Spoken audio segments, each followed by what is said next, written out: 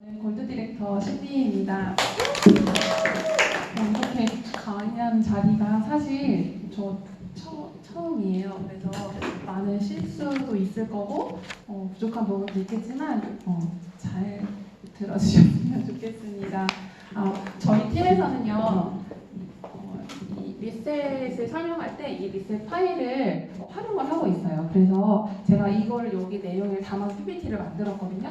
그래서 제 내용을 들으시면서 한번 제가 이거 돌릴게요. 보시면서 들으시면 좋을 것 같아요.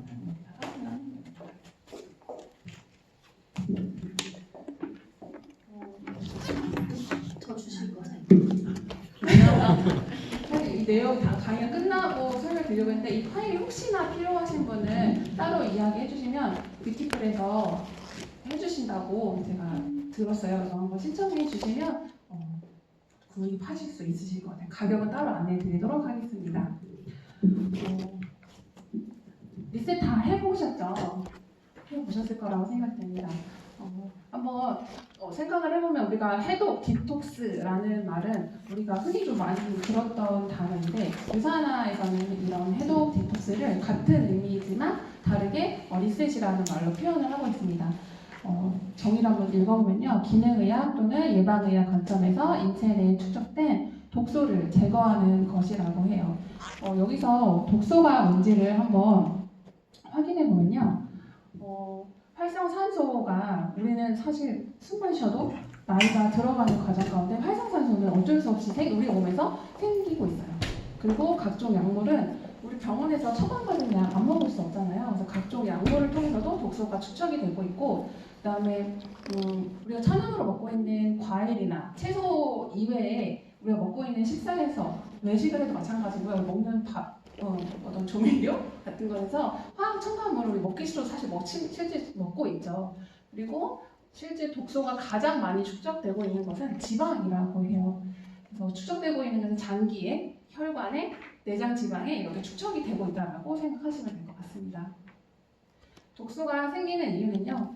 환경 오염, 스트레스, 약물 과다복용, 불균형한 그리고 불규칙적인 식습관에서 많이 오고 있어요. 환경 오염 같은 경우는 우리가 지금 미세먼지나 중금속 같은 경우에 보면은 우리나라에서 뿐만이 아니라 전 지구를 통틀어서 환경이 깨끗한 게 20%도 다 되지 않는다고 해요. 그래서 어쩔 수 없이 노출될 수밖에 없고 아침에 일어나셔서 편안하게 오셨나요? 저는 아이들과 전쟁을 치르고 왔거든요. 그러다 보니까 어쩔 수 없이 스트레스를 사실 받고 시작을 하게 되죠. 그리고 약물도 마찬가지고 불균형한 식습관 같은 경우는 우리가 현대인이기 때문에 식습관을 빨리빨리 움직여야 되는 게 어떻게 보면 익숙해지다 보니까 선택할 수밖에 없는 식습관인 것 같다는 생각이 듭니다.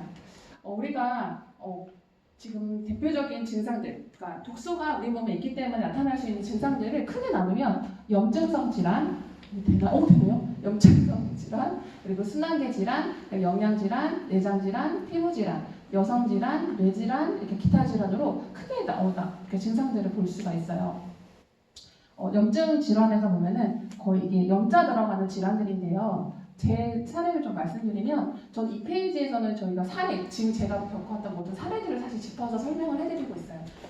비염 같은 경우는 제 사례가 조금 강력한데요. 저는 겨울만 되면 요 시기 때가 되면은 항상 병원에 차트가 찍히는 사람이었어요. 그래서 의사 선생님이 왜 지금, 그러니까 며칠 전에 왔는데 왜 또 왔냐고 했는데 그 차트가 작년 차트인 거죠. 그래서 비염이 항상 요때 되게 많이 생기는 사람입니다. 근데 진짜 유산화 제품 먹고요. 그 차트에 저 다시 11월 달에 이렇게 찍지 않는 사람이 됐거든요. 그러니까 그 정도 비염이 굉장히 많이 노출되어 있는데 그게 다 독소 때문이었고, 그리고 구내염, 편도염, 여기서 시도염, 결막염, 관절염, 그리고 순환계 질환에는 고혈압, 고지혈증, 수족냉증, 요로결석, 부종 통풍, 그다음에 협심증, 근육통. 이게 조금 보면 지방이 많으신 분들, 좀 풍치가 있으신 분들이 대부분 갖고 있는 게 순환계 쪽에 좀 많이들 가지고 계시더라고요. 그리고 아까도 말씀드렸지만 지방에 정말 독소가 많이 축적이 되고 있어요. 그리고 영양질환으로는 당뇨, 비만, 변비, 소화불량, 복부 팽만감. 뭐 이것도 마찬가지로 변비를 전 예를 많이 들어 설명을 드리고 있는데 우리 몸에 그러니까 먹었으면 배출을 해야 되는 게 맞는데 그리 되지 않으면 당연히 몸에 독소가 생길 수밖에 없거든요. 그래서 독소가 생겼을 때 영양 질환으로도 이렇게 생길 수 있다는 거. 내장 질환에는 암, 간경화, 심근경색, 그다음에 갑상선 질환으로 내장 질환이 이제 독소 때문에 생기는 건데 사실 저는 지금 한쪽 갑상선이 없어요. 제가 암에 이제 걸려가지고 한쪽이 없는 상태로 지내고 있어요. 근데 그것도 마찬가지로 제 몸에 독소가 많이 쌓여 있었고 저는 사실 15년 전에 그걸 알았어요. 알고 체크를 해보자라고 했었어요. 그래서 모양이 이제 변형이 되거나 크게 커지면 이제 암으로 진행이 된 거기 때문에 그걸 수술을 해야 한다는 거를 저는 이제 15년 전에 사실 알고 있었거든요. 그런데 환경이 사실 어쩔 수 없다 보니까 그게 안 좋게 변화가 되면서 수술을 하게 됐거든요. 근데 그것도 독소의 한 일종이다 생각이 저는 이거 준비하고 생각이 들더라고요.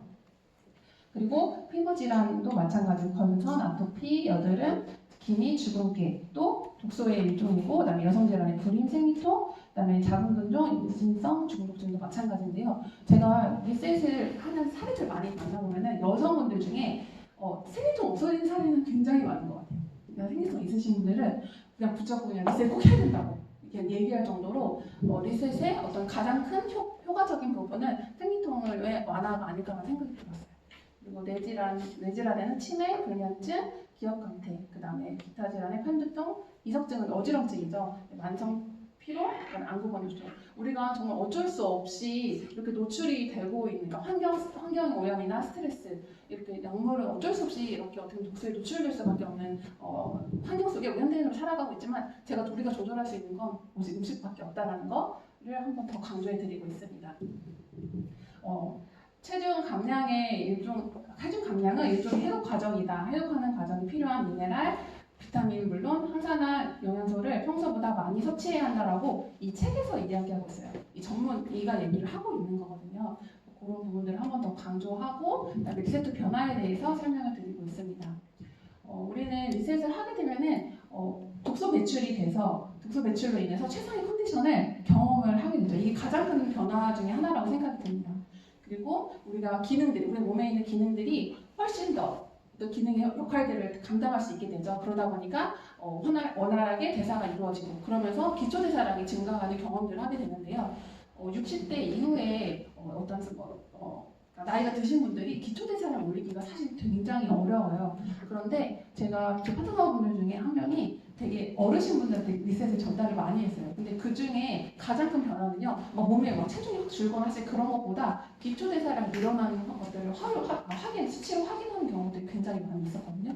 그래서 그 부분을 한 번 더 여기서 짚어드리고, 그다음에 세포에 양질 영양소를 공급함으로써 아까 말씀드렸던 우리가 아까 김나님께서 얘기했잖아요. 간 자체, 어떤 장 자체의 기능을 활성화시킴으로 인해서 우리 몸이 훨씬 더 원활한 역할을 할 수 있는 거죠. 그런 부분을 짚어주고 가장 중요한 건강 센서가 불이 켜집니다.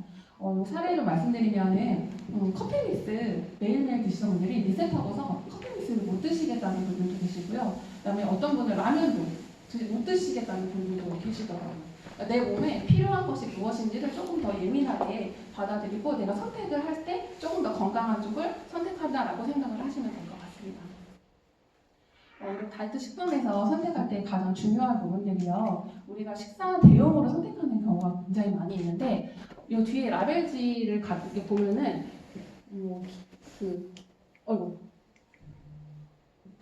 여기 제품의 그러니까 유형의 형태들을 보면 그게 공유 가공품인지, 그다음에 즉석 섭취 식품인지, 그다음에 기타 가공품인지를 한번 확인하시고 드시기를 권장드려요. 기타 가공품 같은 경우는 선식이나 이런 제품들 보면 많이 있죠. 근데 제품들이 균형하게 문제가 뭐냐면 골고루 영양소들이 들어가 있지 않은 데 문제가 있어요. 그래서 그런 부분들을 확인해 보시면 좋을 것 같고, 그다음에 굶는 다이어트 당연히 안 하시는 게 좋을 것 같고, 원푸드 다이어트 같은 경우는 요요가 굉장히 오죠. 그래서 그런 부분들을 확인해 보시면 좋을 것 같습니다. 저희 제품 같은 경우는 체중 조절용 제조 식품으로 등록이 되어 있고, 그다음에 건강기능식품으로 승인이 되어 있어요. 그래서 단일 제품만 먹어도 고른 영양소를 섭취할 수 있는 장점이 있습니다.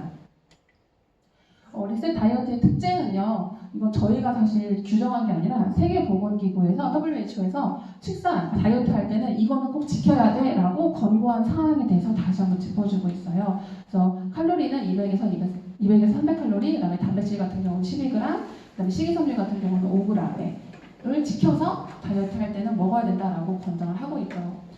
유산화 리셋 다이어트 특징 중에 칼로리 아까 제가 설명드렸던 칼로리는 저희가 200에서 300이었잖아요. 235칼로리, 그다음에 단백질은 15g, 그다음에 식이섬유 같은 경우는 9g 더 많이 들어있죠. 그런데 생각보다 많은 회사들이요 이 부분을 지키고 있지 않아요. 심지어 반 정도 들어가 있는 데도 많고 이렇게 너무 낮은 곳도 있죠. 그래서 우리가 선택을 할 때 어떻게 선택을 해야 되는지에 대한 기준들을 알았으니까 어떻게 유산화 제품이 얼마나 좋은 제품인지를 한 번 더 여기서 좀 강조를 해드리고 있습니다.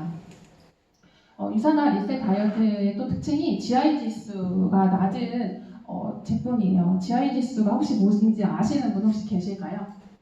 GI 지수가 뭔지 아시는 분? 혈당 지수가 낮은 건가? 네, 맞아요. GI 지수가 이 혈당 지수를 얘기해요. 근데 이 혈당 지수가요, 어떤 음식을 먹었을 때 그 어느 정도의 혈당이 올라가는지를 체크한 지수거든요. 그런데 저희 제품 23밖에 되지 않아요. 그런데 낮은 GI 지수의 제품의 기준이 55예요. 그래서 55 이하의 제품은 GI 지수가 낮다라고 얘기를 하고, 그다음에 70 이상인 맞죠? 네. 70 이상인 제품은 높은 GI 지수를 가지고 있다라고 보시면 되는데 저희 뉴트리밀이 23밖에 풋고추 하나 정도밖에 되지 않거든요. 그래서 당뇨식으로도 제가 추천해드려도 괜찮은 제품이라고 생각하시면 될 것 같아요. 유산화 다이어트 하시면서 제가 한 달 정도를 정말 쭉 빠지더라고요. 한 달은요. 근데 그 다음 달은요. 그냥 유지가 됐어요. 이거 어떡하지? 막 진짜 그런 생각이 들었는데 다시 또 다음 달에 쭉 빠지더라고요. 정말 계단식으로 빠지는 거를 저는 이제 일반형이라고 확인을 했거든요. 운동을 많이 하시는 분들은요, 이렇게 시간이 가면 갈수록 처음에 체중에 근육이 많기 때문에 운동을 하셨던 분들은 체중 감량이 쭉 이렇게 일어나요. 근데 저와 같은 일반 사람들은 이렇게 계단식으로 이루어지고, 그다음에 경량기가 어르신분들은 체중 감량이 처음엔 없는 것 같아요. 그러다가 어느 정도의 이제 기능들이 올라오고 이제 하게 되면은 그때 체중 감량이 이렇게 일어나는 어떤 형태고, 그다음에 처음에 굉장히 제 파트너 중에 굉장히 많으신 분이 계셨거든요. 근데 그분은 단백질 많이 드시라고 했어요. 그랬더니 실제로 진짜로 몸무게가 이렇게 올랐어요. 오르다가 어느 정도는 체지방이, 그분 마르신 분들이라고 해가지고요 체지방이 없지 않아요. 그래서 체지방이 이렇게 빠지면서 이런 그래프를 실제로 저도 이 그래프를 확인을 했거든요. 그런 부분들에서 그분이 어떠신지를 파악하고 예측을 해드리면 좋을 것 같아요. 처음에 막 다이어트 하려고 했는데 이 어른분들 같은 이런 그래프가 예상이 되잖아요. 그럴 때는 그분한테 미리 얘기를 해드리는 거죠. 이 수준은 우리가 어느 정도까지 기능을 올리는 그 기간이 필요하다는 거를 한번 언지해드리면 되게 좋다라고 생각이 들어서 이 그래프 활용을 제가 잘하고 있습니다. 그럼 리셋 우리 어떻게 할까요? 영양을 흡수하는 그 표피 그 교체주기가 5에서 7일인데요. 혹시 비행기가요, 그러니까 이렇게 어느 나라로 이제 가겠죠, 비행기가? 근데 연료가 채워져 있을 거예요. 근데 이 연료가요, 언제 가장 많이 필요할 것 같으세요? 이륙할 때. 그쵸. 똑똑하시네요. 어서오세요.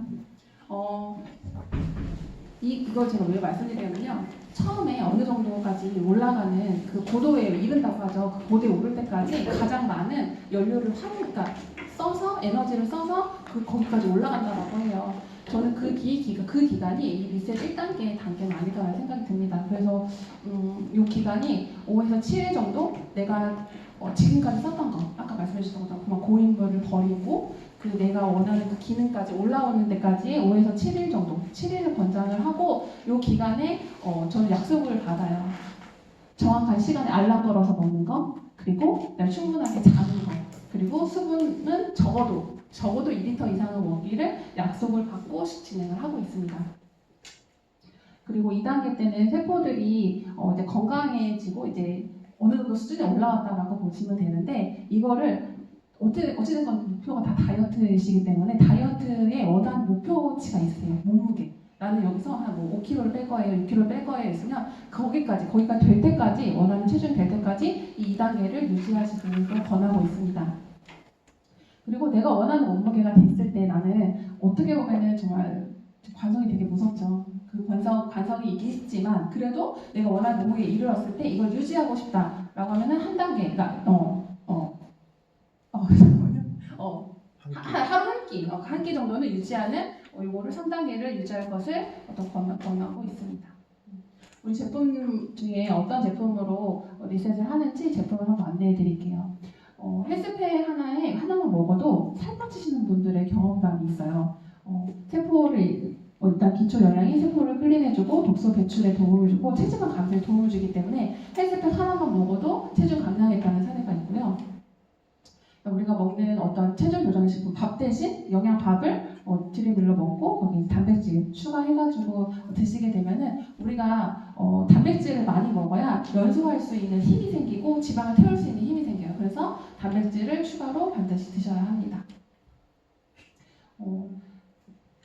리셋 할때 이 소화계 장나이, 그러니까 아까 말씀하신 70% 이상이 우리 면역이 70% 이상이 장에 있어요. 그래서 장나인을 반드시 드셔야 하는데 프로바이오틱, 그다음에 헤파실, 그다음에 알로엔즈, 식이섬유는 굉장히 어떻게 보면 우리 똥가루로 굉장히 유명하죠. 우리 몸에 있는 독소 아까 말했던 그 수변들을 배출하는 데 많이 도움을 받을 수가 있는 제품입니다.